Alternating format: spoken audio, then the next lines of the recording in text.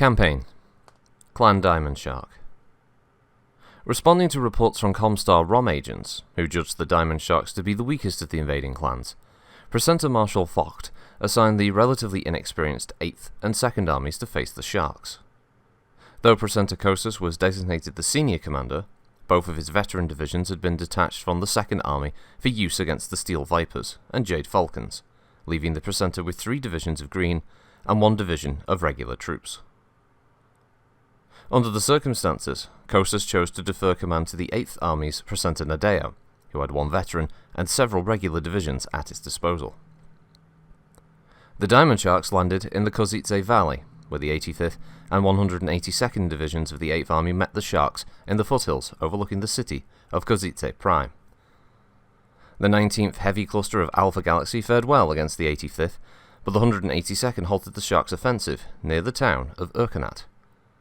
In the meantime, Presenter Nadeo sent her 31st and 56th Divisions, the Static Hurlers and Eyes of Comstar, to attack the Sharks' rear. The conflict swiftly bogged down into a days-long stalemate, with the 182nd keeping Alpha Galaxy bottled up, while the bloody but unbowed 85th joined the attack on the Sharks' supply lines. The fighting between the 85th Division and Gamma Galaxy's 222nd Assault Cluster, known as the Rippers, grew so fierce that only 2 clan mechs survived from the doomed 222nd. When the 85th disrupted the Shark supply lines for a full day, Gamma Galaxy retaliated by destroying the 85th. That battle, however, enabled reinforcements from the Comguard's 5th Army to join from the Smoke Jaguar theatre of operations. The fresh troops cut the clan off from their supplies, and the 2nd Army's 301st Division, the White Sharks, advanced on the Sharks from their bases at Kozice Prime and Urkanat, cutting off escape to the clan's drop zone and catching the Sharks in a near unbreakable net.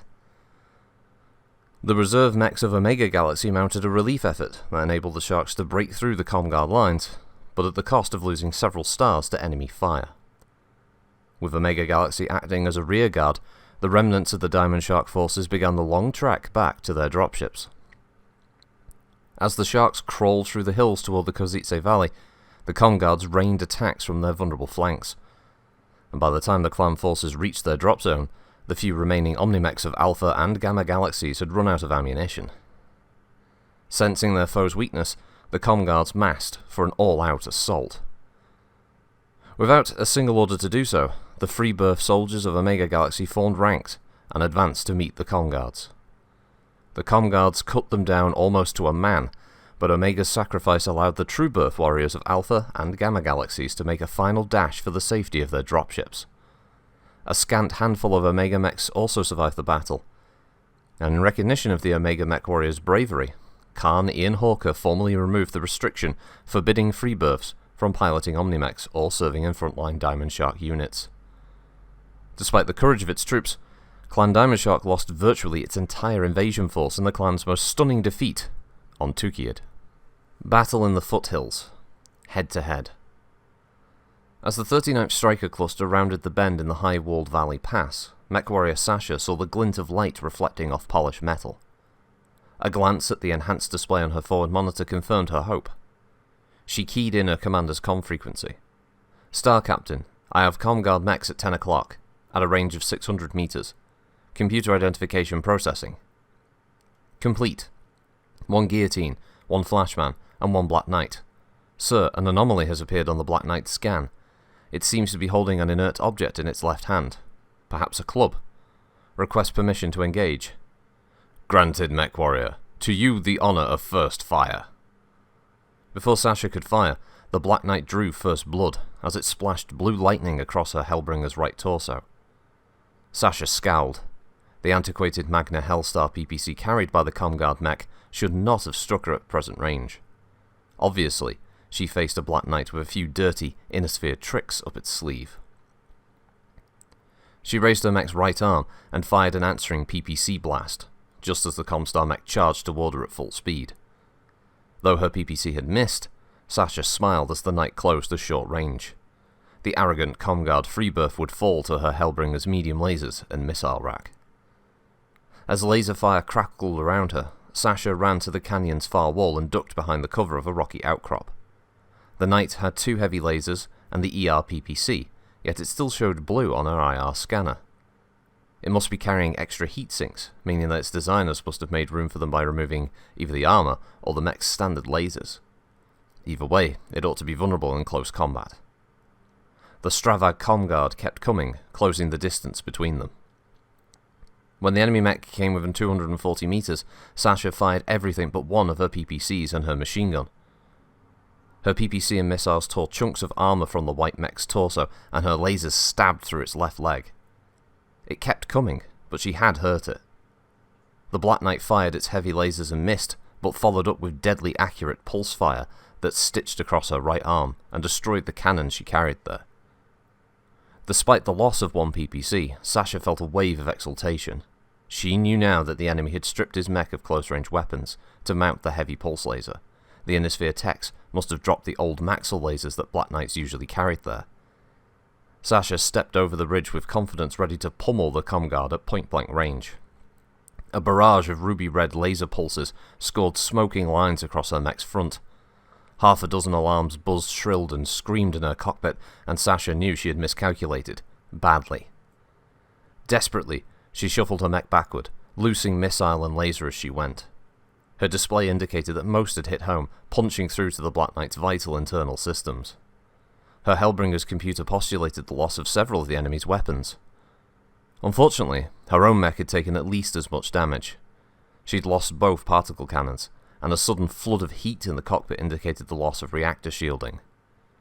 Still, if she could survive long enough to fire another volley, she might just be able to take the Black Knight down. The Black Knight, truly black now that Sasha's attacks had scored and blistered its pristine white paint, stepped forward and raised its left arm. Suddenly, Sasha remembered the club. Only it wasn't a club. It was a sword, huge and shining and whistling through the air straight for her cockpit. Situation: Kozice Valley, Tukayyid. While the 182nd and 85th Divisions battled the Diamond Shark's 19th Heavy Cluster, the 8th Army's veteran 31st met the elite 39th Striker Cluster of Alpha Galaxy as the clan entered the narrowed end of the Kozice Valley.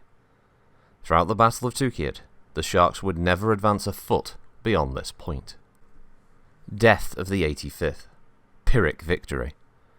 Star Captain Jarrell faced his superior officer with a sinking feeling in his heart.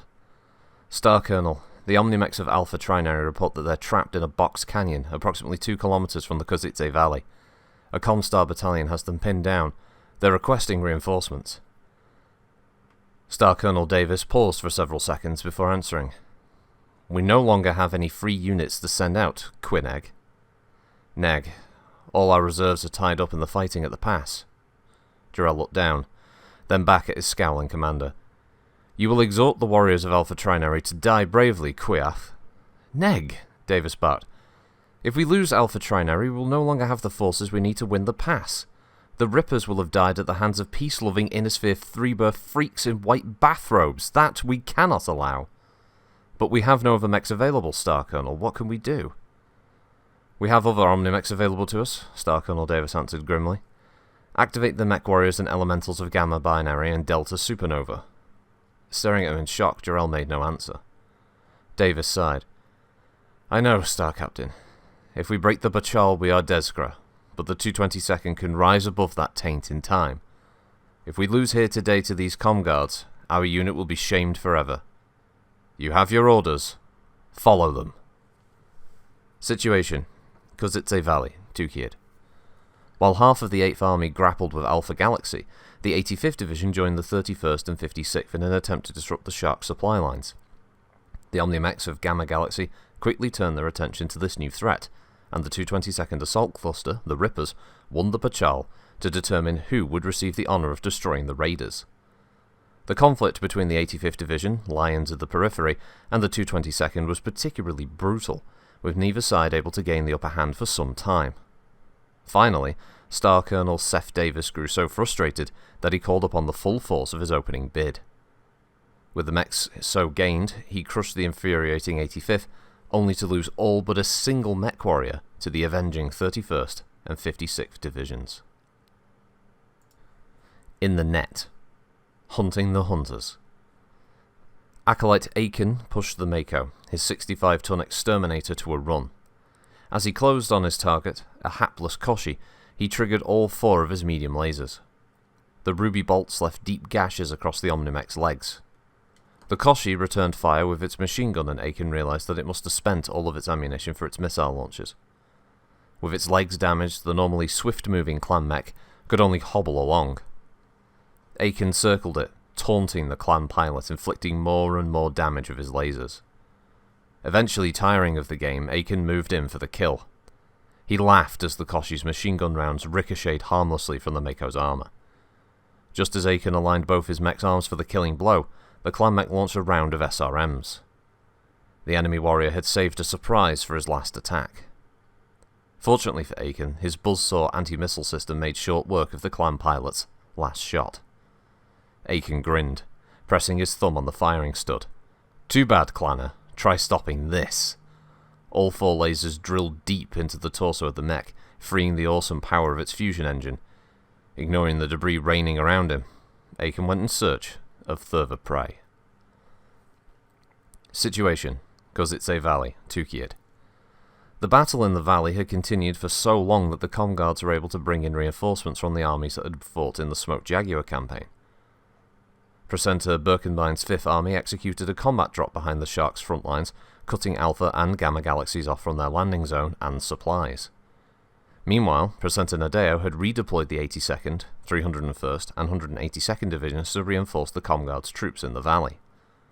Suddenly, the Diamond Shark Khans found their galaxies completely surrounded. With their forces perilously low on ammunition, Khan's Hawker and Senate called upon the reserve mechs of Omega Galaxy to break them free of the Comguard's trap.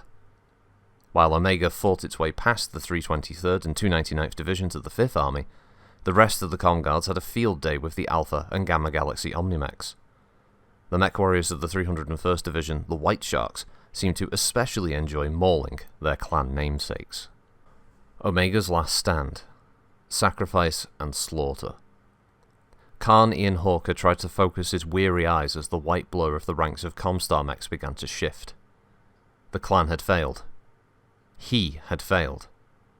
His people would fight bravely, of course, but they couldn't possibly survive the Comguard's next assault.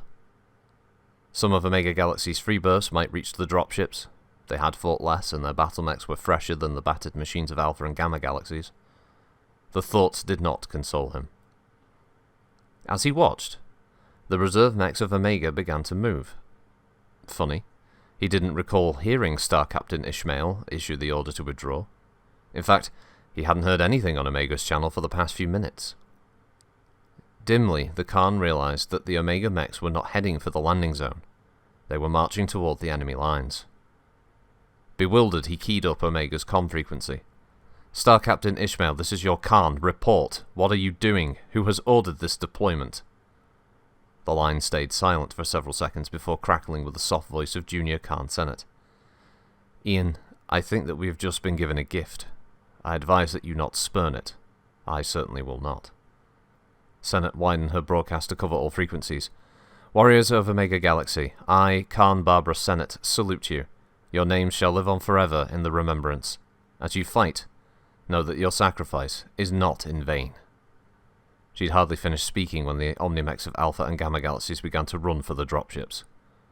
Khan Hawker turned his direwolf and stumbled along with the crowd. Situation: Kozitse Valley, landing zone, Tukayyid. The reserve mechs of Omega Galaxy helped the Sharks break free from the Comguard's iron net.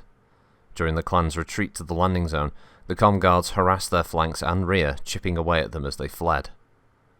By the time the clan drew within sight of their dropships, Alpha and Gamma Galaxies had suffered the loss of so many warriors. Mechs, supplies, and elementals all stood on the brink of collapse. When the Comguards massed for a final, killing assault, the Freebirth mech warriors of Omega Galaxy silently spread out and met them.